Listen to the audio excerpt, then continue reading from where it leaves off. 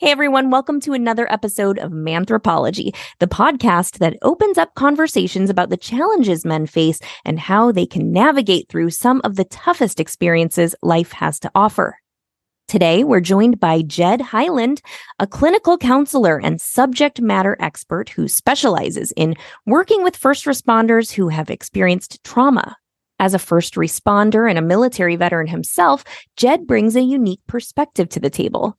Jed's mission is to help first responders and their families live healthy and connected lives. And in this episode, he shares his insights into how men can overcome challenges and grow through adversity. That's all today on Manthropology. Hey everyone, welcome to Manthropology. Over to you, Kelly. Have a great show, all right? Welcome to the show, Jed Hyland, clinical counselor, former first responder, and military veteran. Welcome. That's right. Thank you. And thank you for having me. I'm going to talk a little bit about your experience with clinical counseling and what brought you to Antarctica, where you are now. But before we talk about all of that, I really want to talk about your first responder experience, your time in the military, your background. Certainly. Picking a good starting place would be that I came from a pretty chaotic home life and dropped out of school around the age of 16 or something like that, and moved in with a couple of older buddies and was just not headed anywhere. And fortunately ran into, and it's kind of a cliche story, but ran into a Army recruiter, Sergeant Nail of all things, Nail. And he bought me breakfast, and he got me set up to take the ASVAB test, which is the military entrance exam. And after I had done that, he's like, "Hey, listen, we've got this program for people like you. You had to have a diploma back then to get in the military." And he was able to kind of finagle some stuff with a local community college where I was at the time and get me into this kind of program that got you a diploma-ish. It was basically a GED program. And got me in the military at very young, 17. My mom had to sign for me, and it was fantastic. I mean, in contrast to a lot of the people, you meet today, and frankly to, like my dad and his dad, which I'll talk about in a second, my experience in the military was 100% amazing. I went to basic training and AIT, and then jump school. And then I went to Europe for 3 years. And I'm not a combat veteran, but I was in the Army Engineer Corps for those years. And it was just a very supportive environment. It gave me a lot of structure. And would not from that, who knows what would have happened given my path back then. So that's how I got into the military.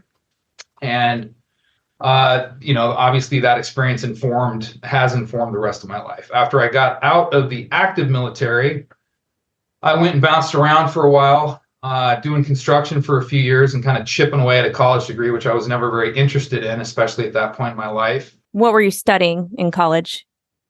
I was studying everything you could possibly study. One of the fortunate things about my family is it gave me this sort of gift or interest in reading. And so I have been, reading my whole life, and that led me down many different paths of curiosity in college. I got from UNM, University of New Mexico, eventually, after 18 years, believe it or not, my undergraduate program ended up being what's called a Bachelor of University Studies, which is just kind of a buffet type degree. And I was able to cobble together a bunch of those credits because I took a big chunk of emergency medical services classes in the first responder world. But let me not skip ahead too far. So I was never really an enthusiastic student. I didn't like it too much. Basically didn't chipping away at a little 3 hours here, 6 hours there. Ended up not really taking to any formal education until much later in life. So I got back in the Air National Guard after 3 or 4 years of just kind of banging around doing construction work and bartending. And the Air National Guard helped me just kind of get organized a little bit. I ended up taking a emergency medical services technician class just on a whim. Like I wasn't one of these kids that was always playing with fire trucks and so forth. When I was young, I was kind of what they call a delayed onset firefighter. I took this EMT class in my late 20s, and it was the first time in my life that it was just like light bulb. Like, instead of these theoretical things that I had kind of been learning about in college, it was like, if somebody gets shot in the arm, here's what you do. Somebody's having a heart attack, here's what you do, which really resonated. I got super curious about it, super enthusiastic, and that led me into, a few months later, a career in the fire service. So you're like, this is my thing. I was just going to say, my brother was the same. He joined the Air Force when he was 17. Parents had to sign for him. But this is like a theme I keep hearing with people who have joined the military. They were a little lost, not sure what their plan was going to be, not sure what direction to go, and the military was just a good fit for them. You think that's kind of like a reoccurring theme there? Yeah, certainly. You see that a lot. And of course, the military is not for everybody. Goes without saying. There are people that get in there, and it's called failure to adapt. Some folks, it's not a good fit for whatever circumstances they're experiencing, their nature, their nurture. But certainly it was the case for me. And you do find a lot of, men in particular that I've met that really, had not had sort of structure or a rite of passage, which can be a very important thing for a man. And the military was able to provide that. And certainly that was the case for me. Yeah. So you said you were kind of like a late onset firefighter. Yeah, delayed. Yeah, delayed onset. So what's the typical age? After having said that, it's kind of all over the map. Is there a cutoff? Yeah, well, we had a guy in our fire academy, and I hope I'm accurate with his age, but one of the toughest SOBs that I have ever met in real life as a human, and I'm 52 years old now. He was 47 years old when we started the academy. Wow. So I can verify that for you after we do this. But here's my take. There should be an age limit, except, of course, exceptions make the rule. And this gentleman was that exception. He was like an old school bare knuckle boxer and just a super tough person. Anyway, there aren't many age limits in the fire service. And it's something that we're looking at right now. Like, should you be out there at, when you get older and some of your, physiology and your mental stamina has started to decline? Good question. So military, firefighting, getting into the first responder world. Yeah. I don't think it was necessarily an accident. This might be a good thing to mention. I benefited in the military from, I always had a lot of social anxiety. And I think that gravitating towards these large organizations, these structural organizations, is one of the reasons some of us kind of do that. It's like it gives you rules, and it forces us, or assists us with integrating with other people, and it gives us the kind of ability to do that in a natural way within these systems. So I always had gravitated towards that sort of structure. But as I said, until I took that EMT class and really, it blew my mind, and I wanted to get involved in that kind of helping, I did have this general sense that I wanted to kind of help somehow, to be involved in, some meaningful occupation that engaged in helping other people. And what we're finding as we study ACEs, more adverse childhood experiences, and helpers, as it relates to helpers, it turns out that a lot of people that gravitate towards the helping community, be it nursing or social work or being a cop or a firefighter, have a higher level of ACEs than the general population. In other words, folks that got knocked around a little bit back in the day, neglected, marginalized, et cetera, in some way or another, and didn't feel like they had a sense of agency and self-efficacy as a little person coming up, guy or gal, gravitate towards these professions, presumably, and we're looking at that right now, presumably so they can have a greater sense of agency, a greater sense of self-efficacy, and help other people have that. And certainly that was the case for me. So getting involved in firefighting, I think just was kind of a natural, gravitating towards this sort of maybe subconscious need to want to get involved in that.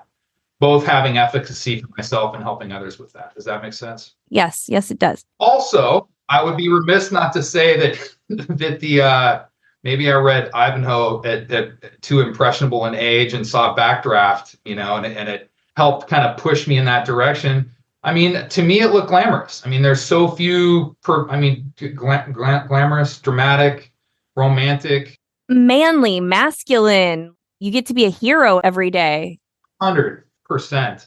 And I came from a family that was sort of the coins of the realm, if you will, like being a tough guy, which, hopefully we can check in on that. And I say tough guy with quotations, but also a tough guy. Like I still celebrate some of those things, some of those same, I would say, virtues that were celebrated in my family. I think it's just a problem when that's the only thing that gets celebrated, and we can talk more about that. But yeah, I wanted to kind of be tough. I wanted to test myself. I wanted to, challenge myself, and I wanted to work around people that was their jam, that they wanted to be up to, So you started then a career as a firefighter. How old were you then, in your late 20s when you started doing that? 29 years old when I finally got into the fire academy, the Albuquerque City Fire Academy. Were you ready for it? Did you know what you were getting into? Or when you started, like, what were your initial feelings right in the beginning? Absolutely had no idea what I was getting into when I got into the fire service in so many ways.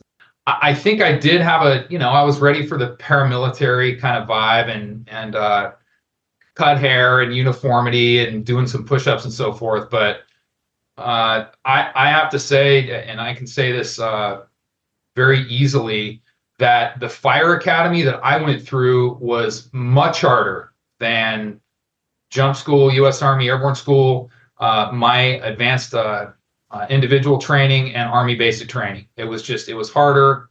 And not just because it was longer, although it was just a really grueling process.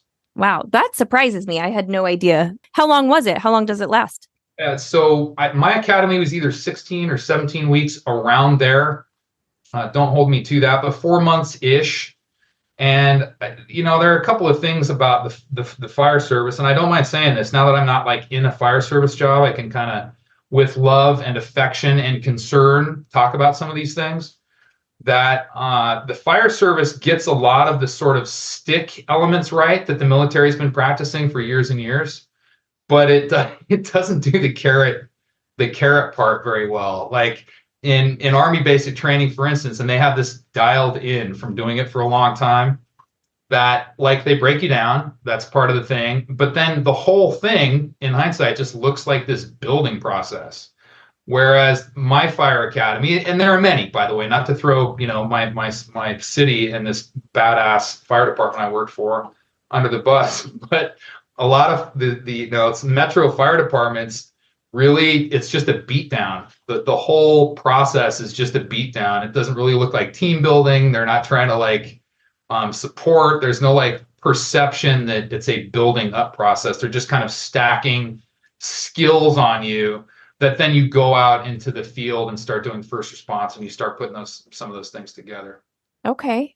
So how long were you a firefighter then? And you did move. You moved from New Mexico to Colorado at some point, correct? So I grew up in Denver, Colorado. Go Broncos. And I lived most of my adult life in Albuquerque, New Mexico. When I got out of the U.S. Army, my active service, some of my family had moved to New Mexico. And it was just kind of a natural fit for me to go to New Mexico, which is where like I said, I spent most of my adult life there. And then when I retired from the fire service, to your question, after almost 20 years, I had 19 years and a couple of months, and I bought a year of Army time so I could retire early. After I retired, I moved back to Denver in 2018. So I spent about 20 years in the fire service, retired in 2018, which was kind of the beginning of my career. It was certainly part of the gear shift to my career in behavioral health. In the second half of my career, I started, I might as well just start there. So the Albuquerque Fire Department is a super busy one of the busiest in the country. Matter of fact, a buddy of mine who is now a fire chief up in the Northwest, Pacific Northwest, did a paper for his executive fire officer course and showed that the Albuquerque Fire Department, pound for pound, was the busiest fire rescue system, actually the busiest 911 system in the United States at the time I was there, which I say with a little pride and also a little trepidation. Mm-hmm. About 10 years into my career in the Albuquerque Fire Department, I got super spun out for any number of reasons, and that's kind of informed everything that's happened since then, including me gravitating towards this profession. But I was at a super busy firehouse and a super busy fire rescue 911 system. I was a lead paramedic and had been for a couple of years. And we tend to, in hindsight, look back at like what happened, what led to this. And there were certainly some big sort of high acuity things that happened that year to me. But the intersection of that, seeing a bunch of traumatic stuff just this summer, which I make an intentional point not to do too much trauma porn in my conversations because it's pretty well researched, but just some high level trauma stuff with that crew, being super busy. I was just maxed out, trying to build a house with a buddy of mine at the time, which I was way over my head with that. And my coping strategies included all the cliched stuff that a lot of first responders employ, which is just pushing the pedal on the right, drinking way too much, not sleeping. I had actually gone to a prescriber at that point and been like, I've got all this anxiety and I think I've got ADHD. And so this prescriber was giving me different medications. It was just I was a mess. I was 100% mess, completely maxed out, didn't know it. It's like that. I like this sort of comparison. Do you know how you cook a frog? It's kind of gross, but do you know? You put it in a pot of cold water and you just gradually turn the heat up and it never knows it's getting cooked. And so that's kind of what happened to me. And if it weren't for really I would say, just kind-hearted, compassionate, wholehearted, supportive efforts of some of my peers and family at the time, who, once again, who knows what would have happened to me. I ended up getting a lot of good peer support, informal peer support at that time, because we did not have a good team. And what that looked like is I started learning more about all of the intersectional things that were happening to me at that point. I learned that, just suck it up, buttercup, is not a very good strategy. It's a good strategy for a lot of things. Don't get me wrong. That is a tool that we as first responders need to have in the toolbox, but that can't be the only thing you've got in there. And that was the only thing I had in there. Pedal on the right, just keep moving forward. And I like this expression as well. The tougher the four-wheel drive, the worse it can get stuck, right? And so I feel like I was pretty tough back then, like a lot of my brothers and sisters are. And I got 100% bogged down. In any case, I benefited from learning more. Part of what I benefited from and what led me here is I started learning that trauma wasn't just like when you get your arm cut, like traumatic injury happens to us internally, it happens to our psyche, it happens to us mentally and emotionally. And I started learning more about that. And along that path, I started, I guess gravitating is another good word, because there wasn't just like a gee whiz wake up moment where I thought, I'm going to go be a therapist. On the contrary, we'll talk a little bit more about that. I think it's, especially when I first started some of the micro practice I'm doing, I had 100% imposter syndrome, right? Who the heck am I after having made mistakes in my life and gotten totally spun out and used horrible coping strategies in my life?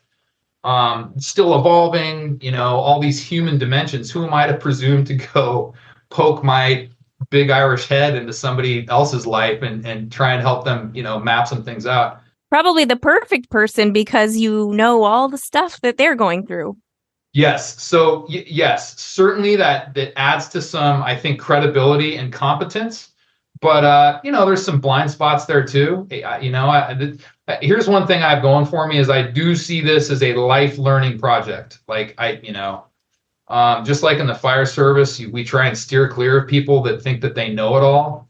I certainly, I know that this will be a life learning project, and I have since learned, and we can talk. I hope we talk about some of the strategies that you can deploy as a human with all the frailties, and brokenness of that, in order to, collaborate with somebody else to try and help them get better results than they're getting.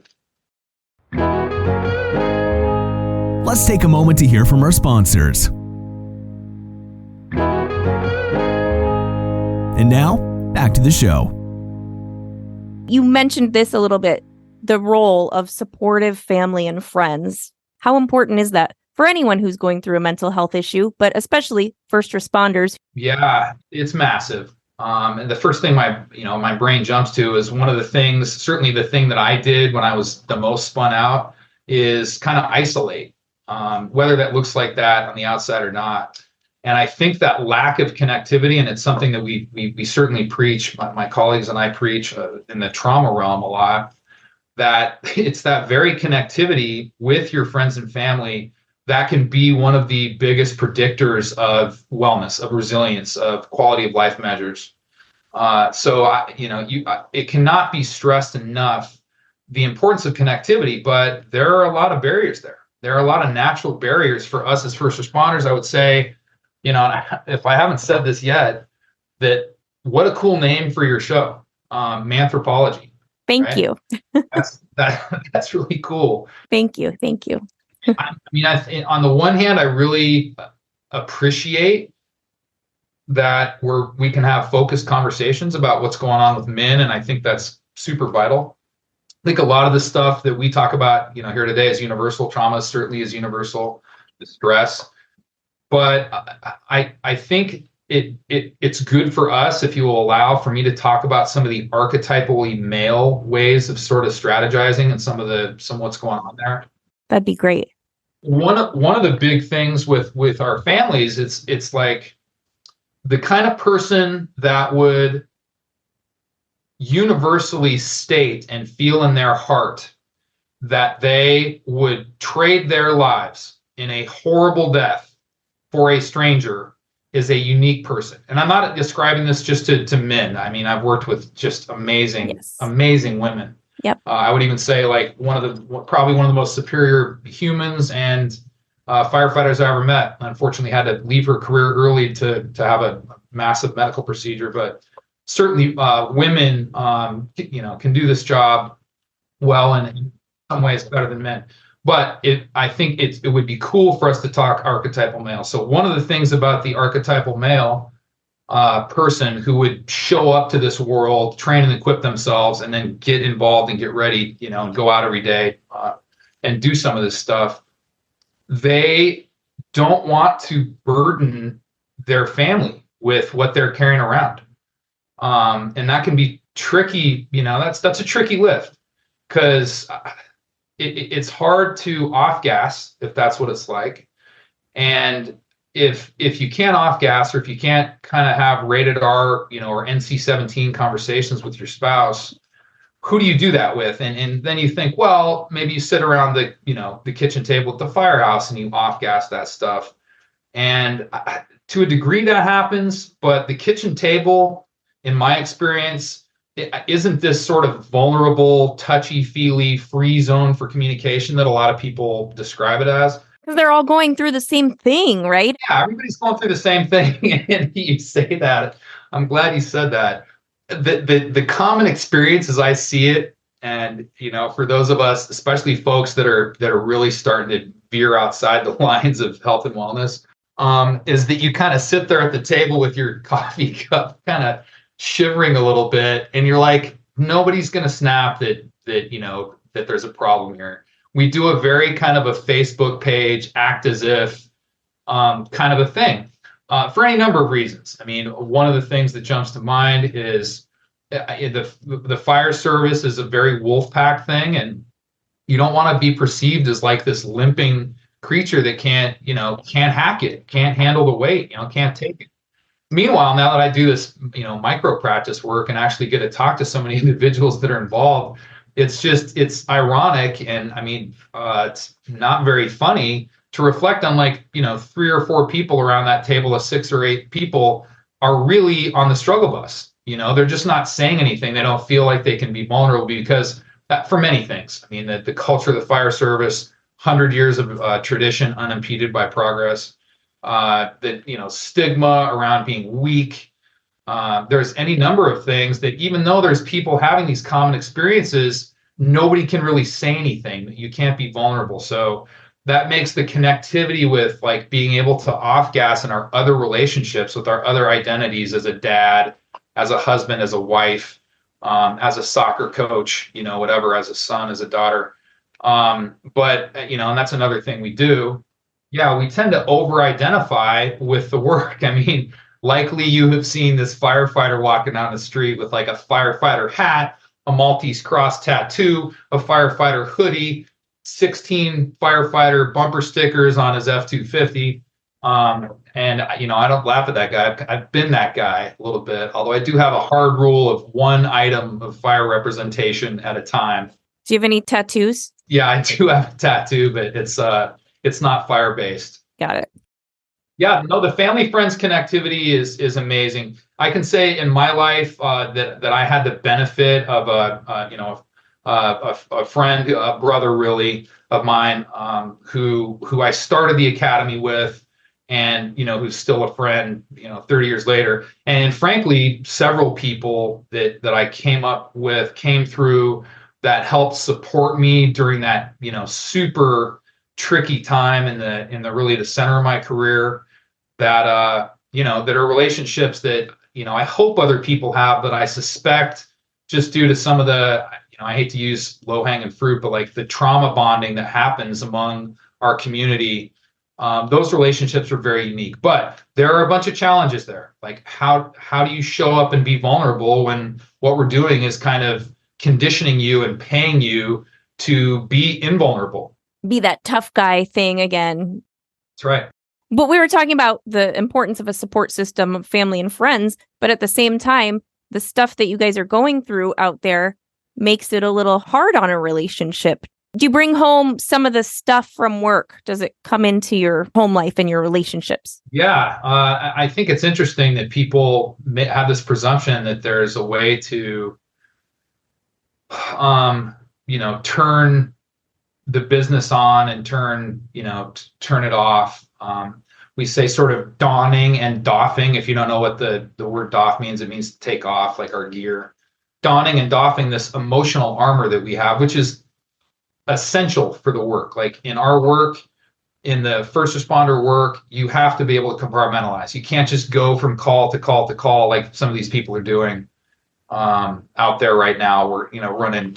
Cops have 6 calls holding the whole shit. They'll sign into their computer and they have 6 calls holding the whole shift. Like they never get to the bottom. We got fire rescue crews and EMS people out there that literally don't see their stations. They just go back to back to back to back call for 24 or 48 hours. So you have to be able to protect yourself emotionally from that. You have to have some emotional armor. The problem with the emotional armor piece is the more you do it, the more you have to wear that, the harder it is to take off. And so all that emotional armor that protects you from the gruesome, horrible shit that we end up getting immersed in, it protects you from the yummy, juicy stuff in life as well. Like it protects you from, the good parts of life. So that's a really tricky lift. And that's one of the primary things that in our work, I feel like we can look at. How do they do it? Do the first responders get training in how to compartmentalize, and how does that work? By and large, no. First responders aren't getting trained in the stuff that you and I are talking about. We're not really doing a super good job of that. The first responder community really has focused traditionally and still continues to focus for any number of reasons, limited resources, tradition. We focus on technical training of our people, and we don't really focus on sort of adaptive, strategies or emotional intelligence or bedside manner, et cetera, which is super unfortunate. Yeah, I was going to say, don't you think you should? 100%. I think it's a lot easier to focus on the sort of sexy dimensions of deploying hoses and throwing somebody over your shoulder, crawling down a hallway of a house on fire. Those things, of course, need to happen. We have to train. We have to have mastery level of that stuff. But it's a harder sell, especially if you don't know what cops and firefighters and EMS people are doing. It's a lot harder sell to go to the mayor, the city council, and say, hey, listen, we need to train. We need to train our people in mental health. And then that sell, doing that, whoever's going to do that, has to have buy-in to, like, there is a problem. And frankly, there's a lot of denial in this space. Even now, as and with people like you, and thank you for the work you're doing, that are leveling up our consciousness about this stuff. You've got a lot of old timer chiefs who, subscribe to the old kind of full tough guy notion, that kind of pay lip service to providing us skills and training around behavioral health. So we focus on technical stuff, which is fun, and don't get me wrong, which I loved. I mean, that's one of the reasons I wanted to be a firefighter. But it turns out that, like, the technical stuff we train around as cops and firefighters, like cops with the firearm stuff, they maybe deploy their firearm once or never in their career. We as firefighters, we go use our firefighter tradecraft, on 5% of our calls. And by the way, that's even an overestimation. But on those calls, you have to be good at it. So fair. But what are we doing when it comes to just the basically interacting with people having a bad day? We're leaving that up to people to invent on their own. And that's tricky. That's tricky for everybody. To me, we should be weighting it a lot more to, how to interact with people, how to manage crises, how to inoculate yourself against stress. And we simply aren't doing that. You're talking about tactical training, learning how to, use the hoses and the guns and everything. That's all great. But first responders are many times more likely to die by suicide than they are in the line of duty. Yeah. That's just, yeah. That's nervous laughter. It's one of the most horrible and unknown statistics that I know of, that we are much likelier to die by suicide in the line of duty, but we're still weighting all of our strategies, all of our training. Really, the ethos of our culture is based on tradecraft. And once again, not to diminish the value of tradecraft, but let's talk about that a second. I think that's good gear to shift into. Let's talk a little bit first about the data, if you're cool with that, Kelly. So we don't have good data.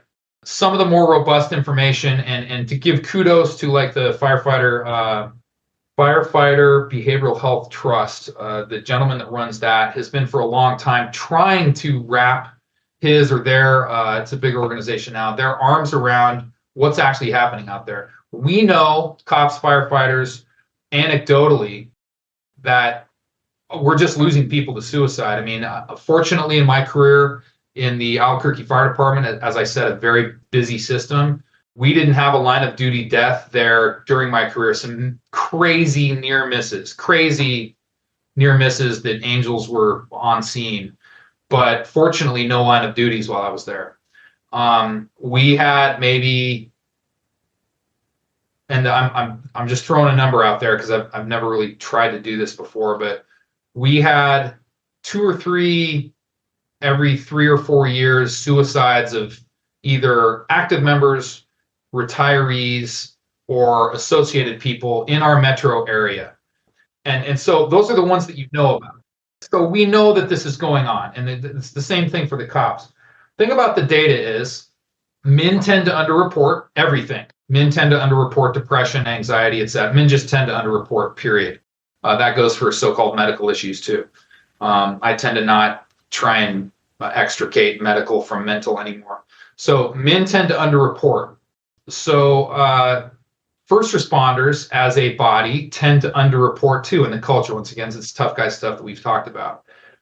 There is no mandate anywhere to report. Okay, like there's no national mandate. Actually, interestingly, there was a piece of legislation a couple years ago that I think came from the police side or ICP or whatever the big organizations with Overwatch for the police. They got some legislation crafted that they're going to try and have it trickle down. So there is now going to be a mandate, at least for police to report. But since there is no mandate to report, reporting is very disparate. It's very fragmented. Even with that, the numbers are still high. Yeah, I mean, so even with all this, we know that levels of suicide in the first responder community are much higher than society at large. 10 times the general population is what I've read.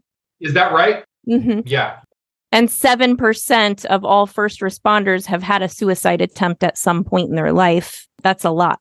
That's massive. Yeah, and that's not the same for folks that that work in other professions. So it deserves to be said. All right. So, and then are you going to call a death of a guy who, and this is a very common, unfortunately, situation, the person who, drinks themselves to death in a apartment on their own somewhere, that death of despair, are we going to categorize that as a suicide? Most of the time we don't. These are things that we're not proud of, that we're ashamed. There's this huge embroiled conversation right now, certainly in the fire world, as we learn more about post-traumatic stress injury and we learn how it is correlated with the work we're doing. If we go and high dose them with traumatic injury for years and years, and they end up not having good coping mechanisms, they end up succumbing to a death by suicide or choosing that death. Is that a line of duty death? And it's a very heated conversation within the fire service. Should we, celebrate, acknowledge this person's career in their life? Or, the flip side of that coin is that, is that a noble death? Did that person take the soft option? So there's a lot of divisiveness, certainly in the fire service around that. But I don't want to veer too far from the data. We just don't have very good data about it. But what we do have, and some of the stuff that you're talking about, tracks with the stuff that I know about, that levels are super high, and they're getting higher as we go along. Is it getting higher in the general population as well as with first responders? So yes, they are. And of course, we've had these other sort of external, just easily identifiable stressors, COVID, some of the social justice stuff that coincided with that. I'm using that as a broad umbrella, but some of the upheaval, if you will, social upheaval that happened recently, which in my view, we have not recovered from at all. People are still very much limping from those experiences, some of the isolation that happened there. So yes, there was a general spike, and there has just been this ramping up of what we can call psychopathology, right? People that have literally measurable, diagnosable mental illness. Although I tend to, in my work, my jam is not diagnosing, or I think we do tend to over pathologize a little bit in our society. So yes, people are getting worse, not better. And there are some big things, and these are conversations we have a lot within the community. What do you think's going on out there? Some of the stuff is studied, like social media, this 5-minute news cycle of keeping our sympathetic nervous system activated all the time. And then you take that same person and you plug them into this career where they've got to be hypervigilant and they got to be watching their six, and the stakes are super high. It just, a person can only take too much. And then the trauma piece, which this complex trauma lens, which presumably we're going to discuss, is that we are. I mean, for a lot of these people, we're exposing them to more traumatic injury, to administrative betrayal in many cases. There was a lot of divisiveness that, pressure just does things to situations. It creates crises. What do you mean administrative betrayal? Well, a lot of, especially with COVID, but this has been kind of long simmering, departments, and this has been, so you've got purse holding people and organizations overhead who are mandating the departments do more with less to departmental administrators, who are mandating that the boots on the ground people do more with less. And that just is a recipe for disaster. And I think to a certain degree that first responders, by and large, have been victims of their own success. Like, it's like, all right, well, we'll take more, we'll do more, we'll take more, we'll do more. And then, for instance, one of the things that's happening, and this is, I did part of my master's thesis with the team that I worked with on this, is that attrition levels over the last several years, like in the police department from some of the social upheaval stuff, that created administrative betrayal. COVID created a sense of administrative, and call it betrayal, just call it distrust. And then there's this moral injury piece, which police have had more than firefighters. And moral injury is just another layer of this for people. A cop signs up to go do this really, really hard job that, frankly, doesn't pay a great deal in most systems.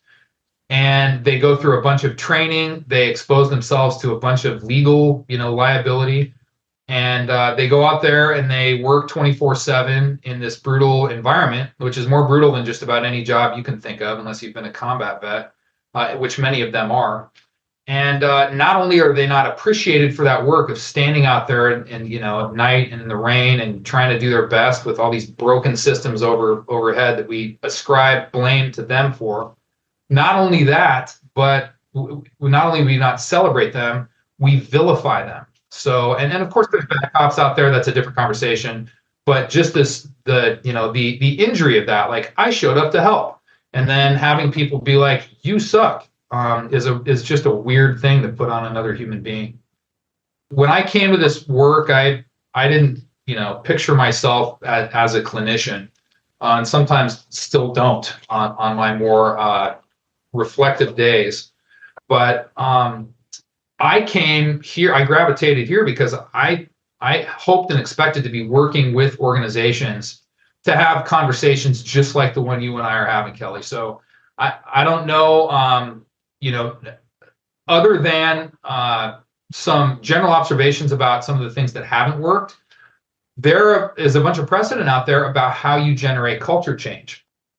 It's our hope, and I'm actually working right now within my organization. Can I do a quick organizational shout out? Yes. A little blatant repping. The organization I work for right now, Nicoletti-Flater Associates, is one of the longest, I don't know of any other that has been around longer, public safety psychology organizations in the country. And it started in Denver, Colorado. The owner is John Nicoletti, who's a PhD psychologist, and his wife, who is a clinical social worker. Started a long time ago, literally like from their car. They would like drive around and connect with different people and organizations. That led to them really starting this practice, which they were, some of the pioneers in this craft. They started doing assessments for police departments, and that expanded into really this wellness model that we're deploying now, that we're still building. I mean, we're kind of building the airplane as we're flying it. If you'll allow another cliche, chock full of cliches. But so the shameless plug for the organization is what we're up to right now to help with culture change. Traditionally, in the last couple of years, and I preach peer support. I benefited from peer support. I had the benefit of helping the department that I came from, Albuquerque Fire Rescue, to help kind of start their program and create some trainings for our department.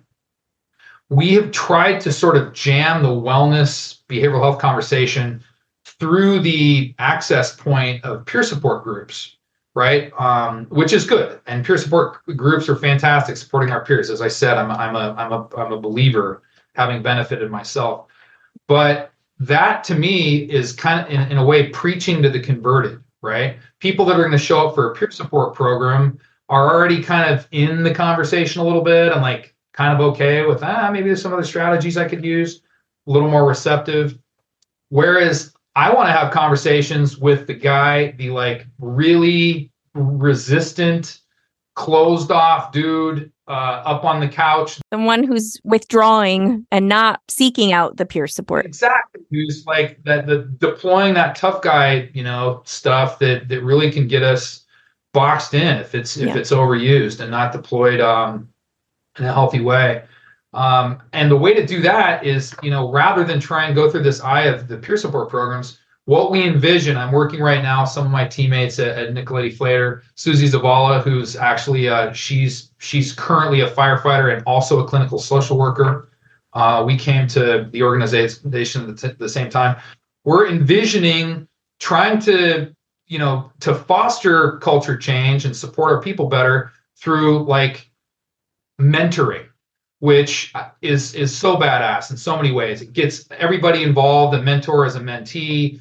You give them some skills. It gives people ownership of what's going on out there. We envision some cool training programs for administrators.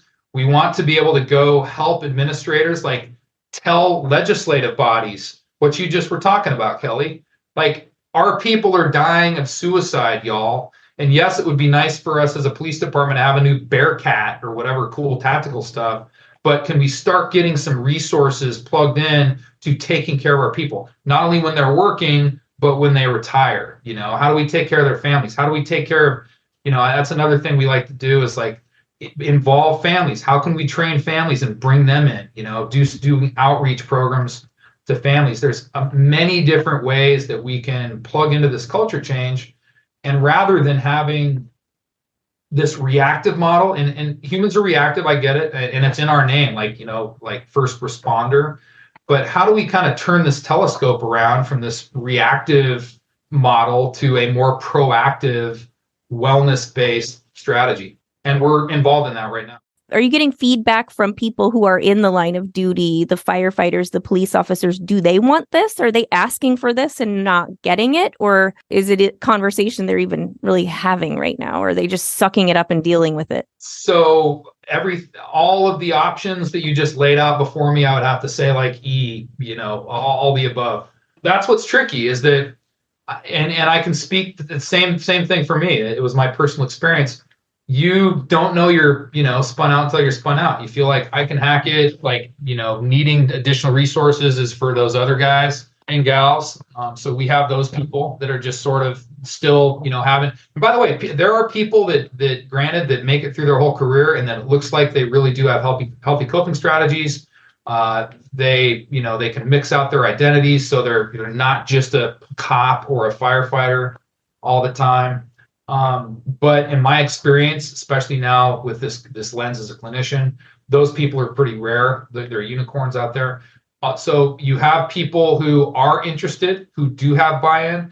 I can't tell you how many remarkable people out there. Like I had the benefit of going to IACP convention. The police are really, and they've been, they've owned this, and there's a lot of pressure on them. But it's both sides. Like internally, there are so many people in the police community, at least in North America, that are excited about getting their people healthier. That they don't want their people to suffer the way they did. They really want good connectivity between the community and the cops. These very healthy conversations that are being had. In my perception, from my perspective, fires is kind of farther behind that for our own reasons, right? That are resistant to culture change. And that it just hasn't been sort of pressed on us. Like people don't know what firefighters do, frankly. And I didn't know before I came in. I thought I was just going to grow a nice bushy mustache and, buy a beat up F-150 and the rest would be easy. Firefighters do grow the best mustaches. I will say that. It comes naturally.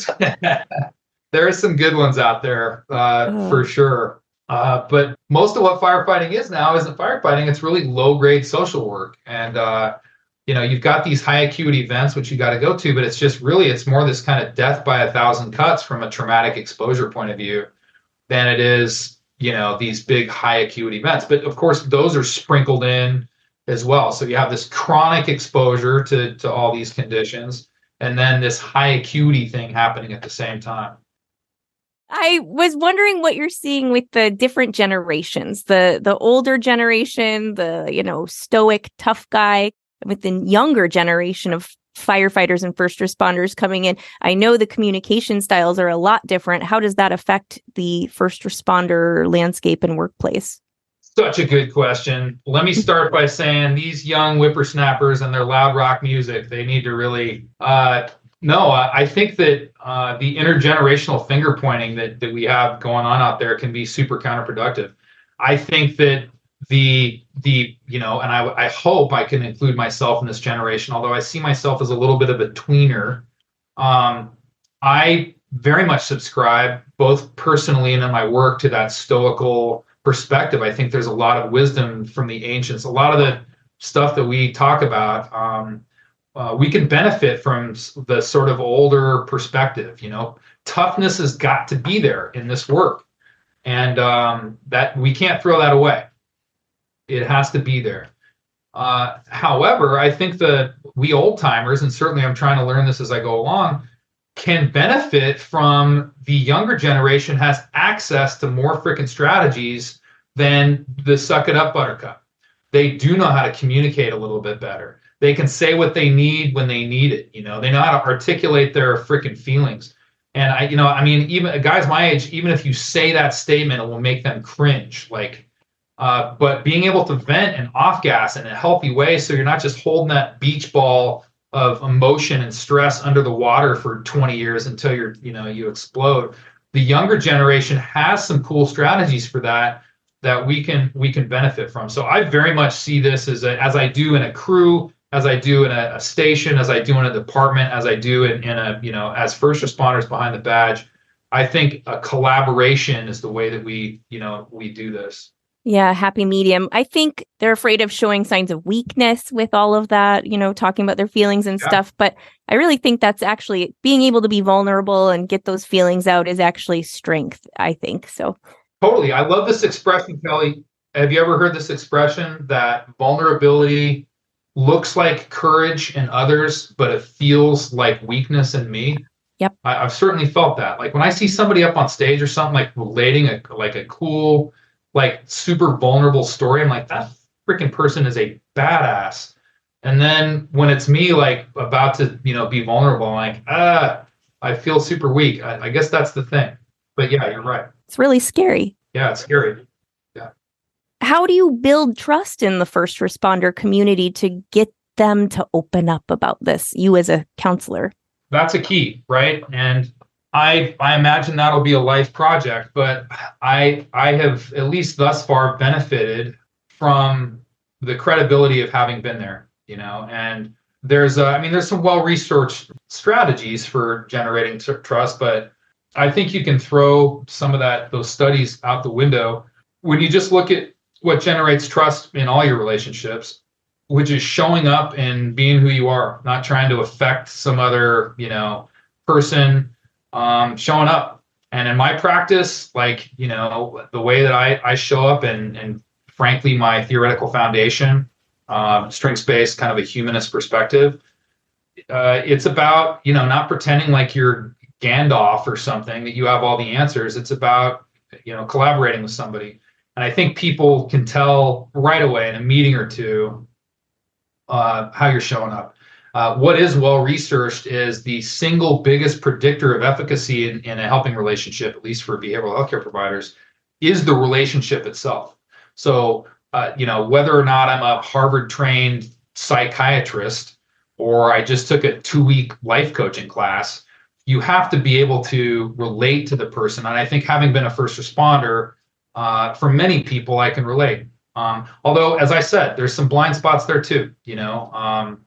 It can create barriers, but by and large, I think working in this community that hopefully it comes across that I'm so passionate about, who are doing work that I cared so much about, it comes across right away, and that's an immediate bridge builder in the work that I'm doing. Did you want to talk specifically about anything with trauma? I mean, I know we've talked a lot about trauma and you kind of wanted to steer away from it, but was there anything you wanted to say specifically about that? I think, and thank you for framing it like that. It's not that I think we should steer away from it. On the contrary, to quote some of your Stoic principles, I think that that the obstacle is the way is a really good lens, and I think that trauma is a huge obstacle for us in life. By the way.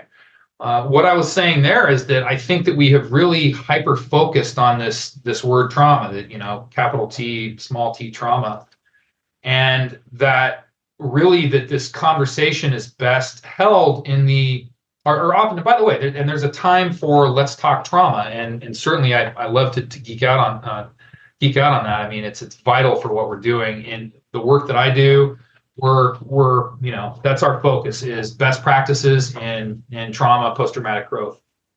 But trauma, I think hyper focusing on it can be counterproductive to really an overall health and wellness conversation. And the reason for that is because trauma really is universal. And I think one of the things that's going on out there is that we've tried to develop this hierarchy of suffering, and suffering really is universal. Don't ask me, ask humans for all eternity. Hard to be human. Yeah. Yeah. Yes. And so hyper focusing on trauma can be counterproductive. It turns out that humans are very naturally resilient. And even when we have these horrible events, which are going to happen to all of us, we are going to have injuries. Our friends and family are going to have injuries and illnesses. We're going to get knocked back and take heavy blows in our lives. We're all going to die. Just the existential suffering around that is massive. Although it's not usually attributed to counseling work, it's certainly part of the work I do. So you're going to have suffering. And laser focusing on it, I think, rather than looking at it as just one dimension of the myriad, infinite, human experience, rich tapestry, if you will, of human experience, does us a disservice. But so it's natural that the pendulum needs to swing from no trauma awareness, no trauma, informed anything, to now everything is about trauma, everything is trauma informed. And again, Kelli, like you're talking about what the Buddhists say of middle ground, it's good for us to find some middle ground. Yeah. What specifically brought you to Antarctica? Why are you there? What are you doing? The organization I work with, as I already plugged pretty hard, yeah, they have had a long standing relationship with the National Science Foundation, the NSF's USAF program. I know it's a lot of acronyms, but you work around first responders and with us, so you can go easy on me. They, for many, many years, were coming down here to do assessments, mental health assessments on the candidates that were going to do winter overs, windfly down here, which is for the people that stay around. So I'm here during the summer, the austral summer, which is the high season down here. They would come down here and assess people who were going to stay down here for that full-on science fiction indoors, project where they're here for 6 months, and they're literally more isolated during that period than the people on the space station, because you can access the space station all year, whereas we don't have any technology that can come down here to Antarctica that can get to the South Pole. Wow. For those people. So they would come do assessments for those. That we've since changed the model, but they had an existing relationship, and our organization was in the Rolodex when they started thinking, hey, listen, we've got to do some counseling. Let's, this would be supportive. Let's try and be a little more proactive. Our name as a behavioral healthcare provider was in the Rolodex. We'd already come down here, and I, just due to my life circumstances right now, was able to taper my practice enough so that I could spend half of the austral summer season down here. And then a colleague of mine, Dr. Trey Cole, is going to be down here actually to relieve me in 5 days. So I just lucked into it, Kelli, and it's a super cool gig. It's been amazing. And it's a focal population that I never would have worked with down here in this little village. Yeah, super cool opportunity, I think. Was it on your bucket list? Was it ever on your radar? I'm going to go to Antarctica one day. No, it wasn't. It wasn't one of my bucket list things. Although when I heard it, I'm like, I have to do that. I definitely have to check that box. But no, Kelli, it wasn't. But I'm certainly glad I did it. Yeah. So 5 days back to Denver. What's going on then? Get back in the office, treating patients, seeing clients, or no? As a matter of fact, I have the benefit. I'm going to be meeting my wife in Christchurch, New Zealand, when I get out of here.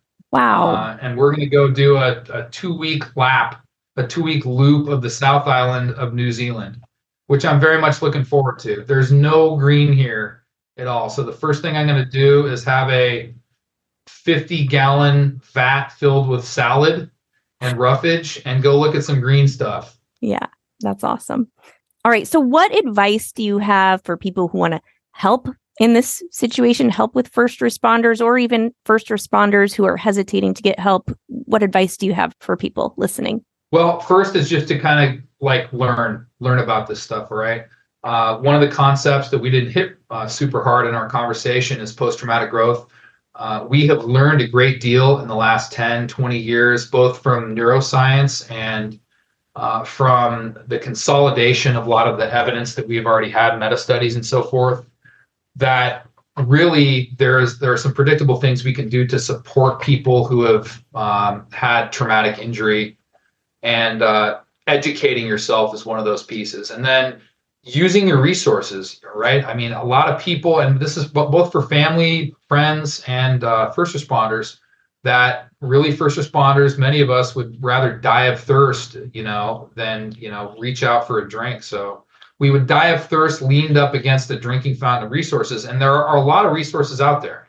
I would urge people to, it's a very leadership trait that you model behaviors, using resources, demonstrating that you're doing that can really be awesome.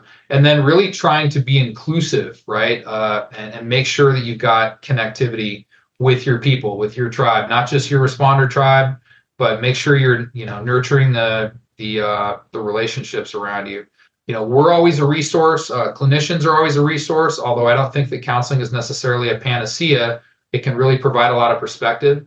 And then just taking care of yourself, right? You want to put that oxygen mask on yourself first before you go out there and do that good work helping other people. Self-care. That's right. Do you have any social media or websites or anything you'd like to plug?